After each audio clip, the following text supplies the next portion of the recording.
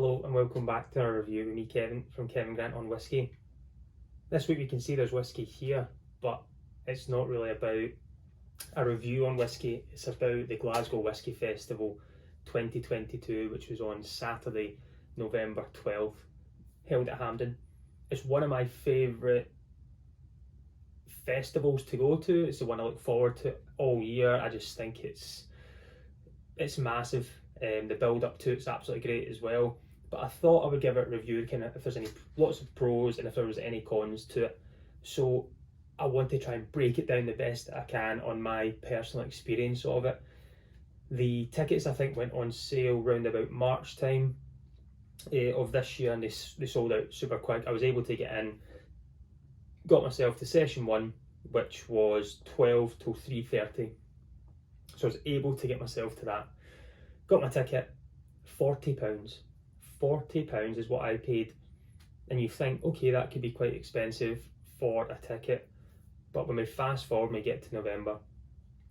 We're now on Saturday the 12th. Couldn't sleep on the Friday. Was struggling because the excitement was already kicking in. I just know what to expect now. It's my 4th festival. And with this festival this time, it's the first time in a few years it's actually been held on the usual date because of COVID and things like that. So they had it in February this year, and I done a video whilst being there, but I was planning the same, but I got caught up in the moment a bit too much.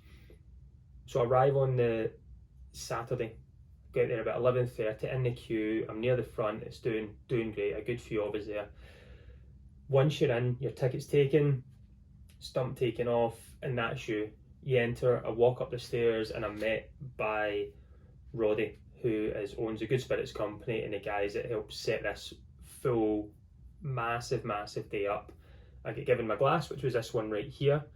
You get to see the SMWS logo on it. So the Scottish Malt Whisky Society of Glasgow sponsored the Glasgow Whisky Festival in bevy.com as well. Unfortunately, I never got to see them, but I heard a lot of good things, so I need to have a look into that. A bottle of water, and within your glass you also got this. This is a £10 off voucher from Royal Mail Whiskies. Even if you screenshot this, I have used this one unfortunately, so you won't get your £10 off. But you were redeeming that at the festival or online afterwards at Royal Mail Whisky. I think there's 1,000 people go to each session.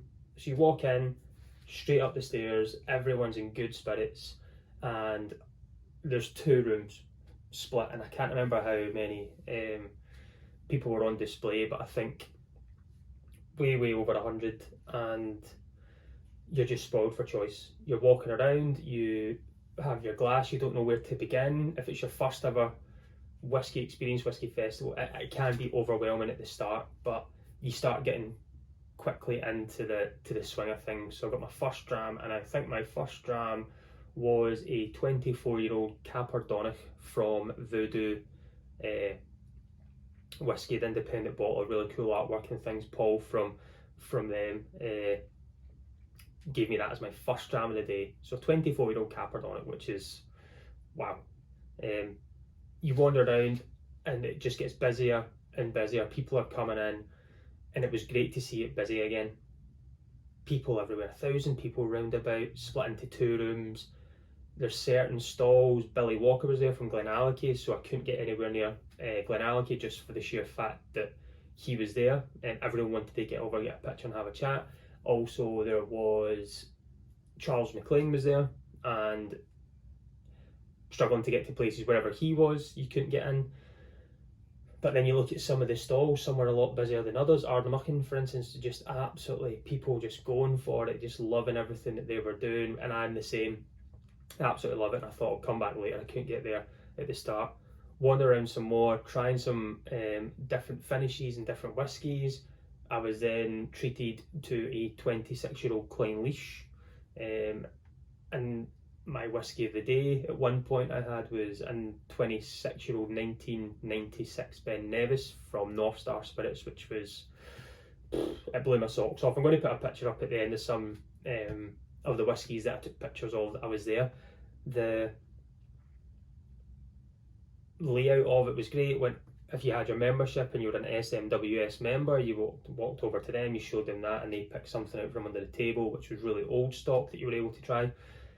So the amount of whiskey that you can try, the best thing to do is moderation. You have to do it in moderation. There is people that just put the glass out, see how much they can drink and forget the day and don't take it in. I like to talk to people, I like to talk to the reps to find out what's going on, what's new. If I've not seen them before, it's always good to try and find out, you know, what their future plans and things are. Can I see them for, are they going to be local for a tasting that I can maybe attend? So it's really good for things like that. But this year it just felt super, super busy. One of the things I had, the only kind of con that I have about it, everything's all pros. Pros are this high, cons are this low. One was there was no water fountains. So your water was, everyone was fighting over jugs of water on tables. So that was the only kind of thing. I was struggling to refill my water in between, to you're having lots of drams, so you want to kind of keep yourself hydrated. That was my only tiny thing. I never bought anything at the time because my favourite dram, as I said, was a 1996 Ben Nevis, which is way out my price range. So I thought I'm not going to pick one of those up, and I couldn't either because it was a duty paid sample, so they didn't even have it for sale if I wanted it. But the atmosphere, it was phenomenal. There was so many people, everyone just enjoying themselves. It was amazing. There was a point in time I just kind of had a dram in my hand and I sat back and I was just watching everyone, strangers saying hi to each other, talking about whiskey, that they've both got the same dram in their glass, having a wee chat, shaking hands, introducing themselves. Lots of women there as well. It was amazing to see that whiskey isn't just this one big force of man v women. Women are there. It's phenomenal, and I just loved it. I loved the full experience of the openness of it, and it's open to everyone. And lots of people making friends. Personally, I did not see any super drunk people. That's just, maybe I missed them all, I don't know, but I suspect there's going to be a few. If there's 1,000 people there's going to be a few. You got to see people. Michael Henry from Loch Lomond was there. He had some amazing things that he'd made as well, which was cracking, these different yeast types and barleys and things, which was great. It was just amazing. There was so many I didn't get to try either. I wish I was able to try more. I've actually lost my little book. I had a little book that told you everyone that was there, because I could have went through and told you who was there. Last year Springbank were there. They were not there this year. I think it's for the amount that they produce, it's hard for them, because everyone, I remember last year I never went to them because everyone just went there. It was impossible to get near. Cadenheads this year was difficult to get to.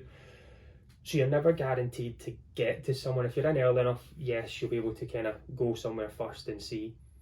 But it's an amazing festival. £40, £10 off. I have literally bought, I've not got it here, I bought the Thompson Brothers 8-year-old SRV 5, I think it's called.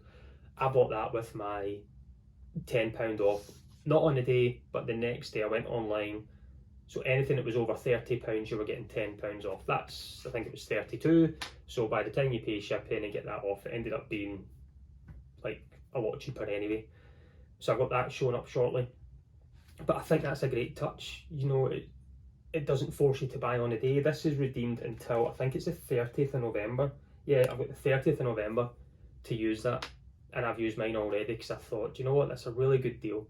Anything over £30, £10 off. On the day, you were cashing that in as well. It's a festival that there was so many accents. There was people from America, there was Canada, Italy, Spain, France, England, Northern Ireland, literally everywhere there was people. And I had my first ever interaction with a fan that tapped me on the shoulder and said, "Are you Kevin from Kevin Grant on Whiskey?" And I was like, yes, and I've never had that before, so that was a kind of surreal experience, and I totally forgot your name, so I do apologise, but thank you for noticing me. It was really cool to see that. It was a little surreal moment for me. But Glasgow Whisky Festival, £40, you get your glass, you keep it, you get your bottle of water, that's major, keep that, you get a £10 voucher for whiskey off, use that and keep it. And you get to try whiskey. I think of the accumulation of whiskies that I had, I was maybe up at 300 years old if you added all the ages up. Where else can you do that? You're not going to go into a bar and ask for, can I try your 26-year-old Clynelish? Can I have a 26-year-old Ben Nevis and a 24-year-old Caperdonic, please, and hand over £40 and get them. You know, you struggle to hand over £40 and get one. So it's a great way to experience new whiskey. Really cool cask finished whiskey, new distilleries, new independent bottlers, and all the old favourites as well. I loved it. I did absolutely loved it, and it's one that I'm already buzzing for next year. My plan, hopefully for next year, is to try and get in early, if they would let me in an hour early, to video through the venue to show you all the stalls that are there, to show you what your money can get you. So I'm already excited for it. I can't wait. It's a year away, probably going to be. I don't think they'll do it twice in a year. If they do February, November, I'll be ecstatic, and I'll be getting my name in. I always prefer going to the first session as well. I think you get more opportunity to try things because they don't always have all the stock of the quirky stuff. For instance, was it Loch Lomond Michael Henry? Loch Lomond Glen Scotia was he had to pull back his Victoriana because everyone was after it, so the second session might miss out on certain bottles. So I would always try and go for the first one, and I think because you're up that early as well, it's a bit easier to try and pace yourself throughout the day. A festival that I've absolutely loved, I think I'll keep on loving, keep on going, keep on collecting my glasses from every year that I go. Sensational. Glasgow Whisky Festival 2022 November. It's a 11 out of 10 from me. I can't say thank you enough for putting this on and bringing a whisky community together as well. It was absolutely phenomenal. So I would recommend it to anyone. You should all go if you like whisky. If you're not too sure about whisky and you might like it, you might not, I would advise you to go. If you are a whisky geek, nerd, the know-it-all, I would also go. Charles McLean was there, for instance. He's probably one of the most whisky guys out there. He knows everything, and there's people there that don't know much, but it's a way to express your palate and get to try things that you'll never ever get to try, or things that you might go and enjoy in distilleries that you can get along with. So that's my recap of an amazing day. Unbelievable. It goes by far too quickly, and pace yourself. I may have fallen short on Sunday with going a little bit overboard after, but these things can happen. I've learnt my lesson. But I'm going to give a little shout out as well just before I go and sign off here. I want to give a shout out to Drew Lane. Drew flew all the way from Arizona. Really good friend that's reached out a good few times on the channel to go to the festival. And on the Friday we went to Deanston for a warehouse tasting. It was an absolutely ecstatic experience to appreciate that with him, and try some nice drams drawn straight from the cask in front of us.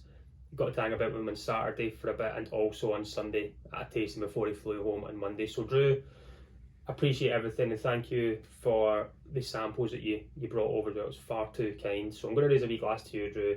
Glad you got home safe. Glad I was finally able to meet you and show you the Glasgow Whisky Festival, and hopefully it's as ecstatic at me as as my views on it today. But some people might not have liked it, but I did. So Drew Lane, all the way from Arizona to Scotland for a short trip to the Whisky Festival and a blind tasting on Sunday with Aquavite. It was absolutely phenomenal to meet you, sir, and all the health to yourself. Slanjava.